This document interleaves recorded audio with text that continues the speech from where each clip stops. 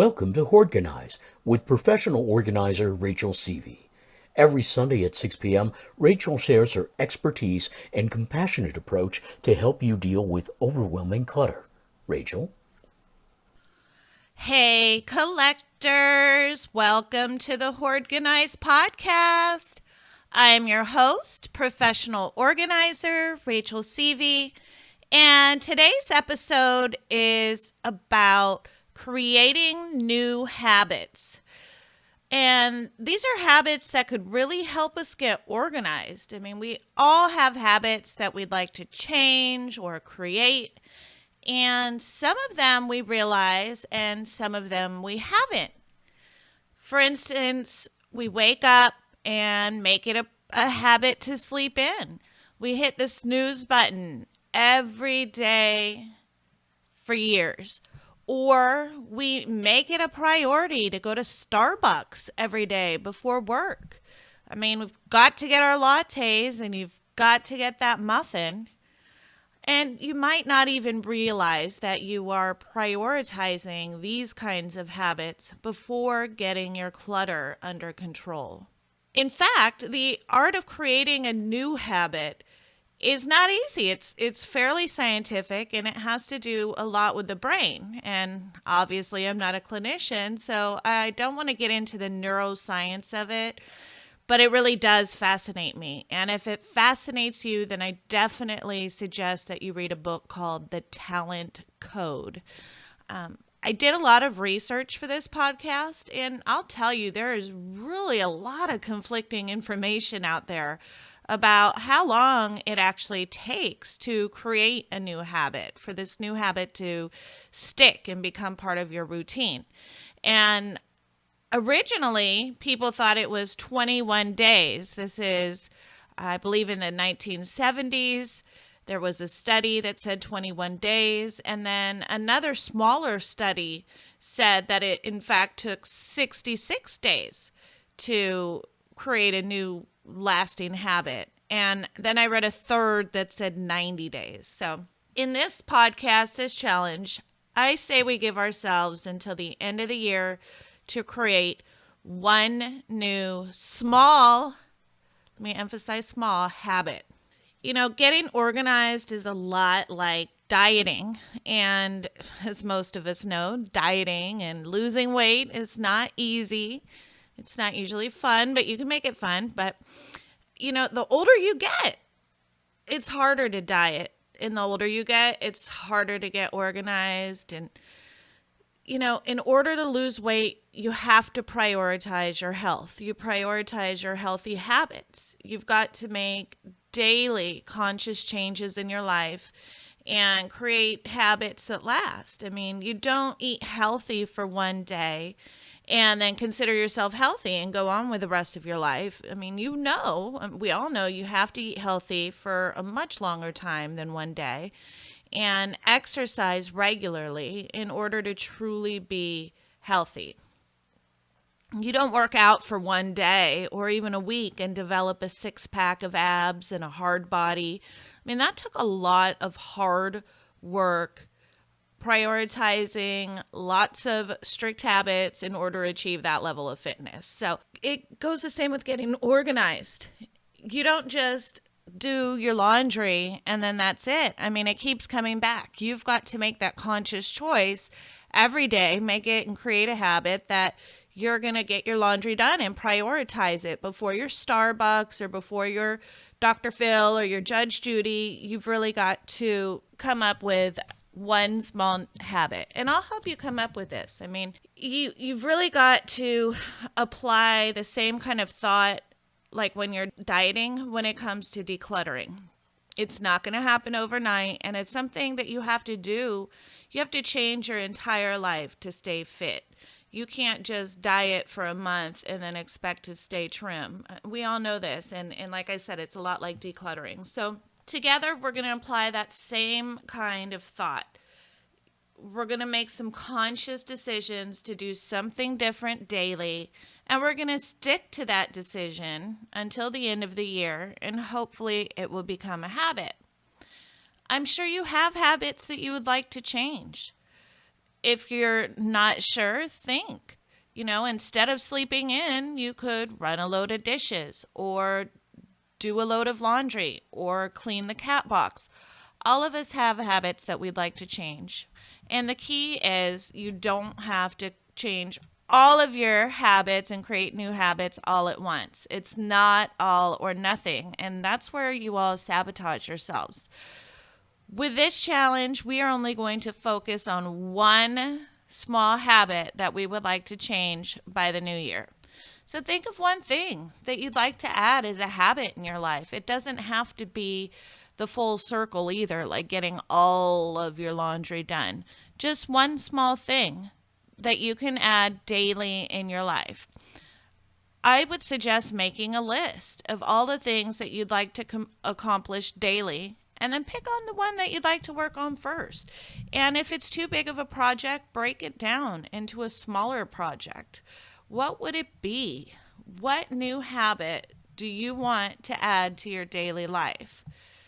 Some examples are, instead of sleeping until 9, you might want to wake up earlier and do chores instead. You could clean the cat box. Instead of waiting until there are fruit flies, you could change your trash once a day.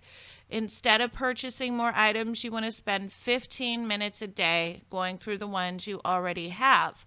Pick one small thing this year that you'd like to start doing on a daily basis. I find with a lot of my clients is that they pick 5 or 10 or 50 things that they'd like to change or add to their daily life and expect it all to change overnight, and then feel like a failure when every single one of those habits hasn't changed overnight. That might sound like you. Just pick one small thing, dear collectors, and really hold yourself to it. It can be one small thing, or if you're feeling up to a challenge, it could be one challenging thing. It's really up to you. But set yourself up for success. You don't want to say, oh, every single day I want to have all my laundry done. That's not realistic. I mean, that's not even realistic in my household. But perhaps running one load of laundry a day is. Perhaps one day you run the laundry, the next day you dry it, and the third day you fold it. Whatever works for you, I'd like you to dedicate some time every day to create a new habit. And in the new year, we'll have one new healthy habit. We'll be a little bit more organized. And of course, this is in addition to whatever it is that you're working on. Helpful. This practice will teach you how to prioritize and to be patient with yourselves. If within the 21 days or the 30 days or even 90 days, your habit isn't a daily thing that you're doing, start right back up. It takes a lot more than one day to change. If you add too many things onto your plate, you're setting yourself up for failure. So if it's not working out, I want you to review. Am I asking too much of myself? Is this something I can really manage? Or how can I break this down into a smaller step so that every day I have a new habit? Your homework, my dear collectors, is to pick one habit that you'd like to prioritize and work on daily and allow yourself the entire rest of the year to nail it. It's the beginning of October now. By the beginning of January, hopefully our new habits will be in place. And don't forget to have fun while you're doing this. Turn on music. I mean, the more you enjoy doing something, the more likely it is to become a habit. And change is never about ability. It's always a matter of motivation. If you have trouble remembering what it is that you're working on, set an alarm or a reminder on your smartphone. Take a piece of paper and write what you're working on in giant letters and tape it to your mirror. Ask someone you trust to hold you accountable and then check in with them. And make sure you reward yourself at least weekly. It's no fun to work hard on something and then not be acknowledged. Of course, you'll get the reward of the outcome of whatever it is you're working on, but also reward yourself for making it a commitment to prioritize getting your home in order. This could be a piece of chocolate, watching a good movie, eating some ice cream, patting yourself on the back. Just make sure you take a moment to honor yourself and your commitment. And as always, I will be joining in on the challenge. I personally would like to create the habit of not eating after 8 p.m. I put it out there. So now I guess I'm committed, right? I'll be working on that. And that's super hard for me. I mean, I'm a nighttime snacker, and it's always something I should not be snacking on. So wish me luck. I wish you luck, my dear collectors. I know that we can do this together. And if you want to share what it is that you're working on with me, I'd love to hear all about it. Send me an email. I'm at Rachel, Rachel, at collectorcare.com.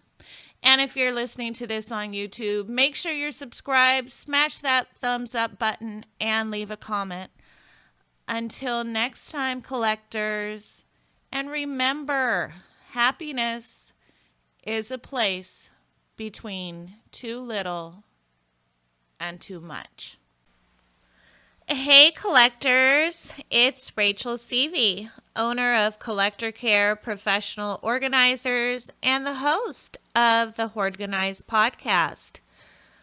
Are you living in clutter and ashamed and not ready to let anybody in?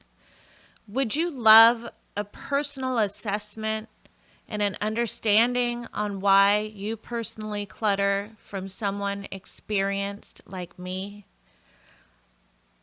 You're just in luck. From now until the end of the year, my coaching sessions over the phone are 50% off. This is honestly a blowout. I haven't worked for $50 an hour for a really long time. I am building my coaching career, so I'm offering this to anyone that's excited and starting with me and changing their life forever. If you're interested, visit me at www.collectorcare.com and sign up for your coaching sessions. I look forward to talking to you. This has been Hoardganize with Rachel Seavey. New episodes are available every Sunday at 6 p.m. and also on the Collector Care YouTube channel. Download Rachel's Affirmations for Collectors on iTunes or Amazon.com, or sign up for Rachel's blog at collectorcare.com and receive 7 tips for clutter-free living. Thanks for listening.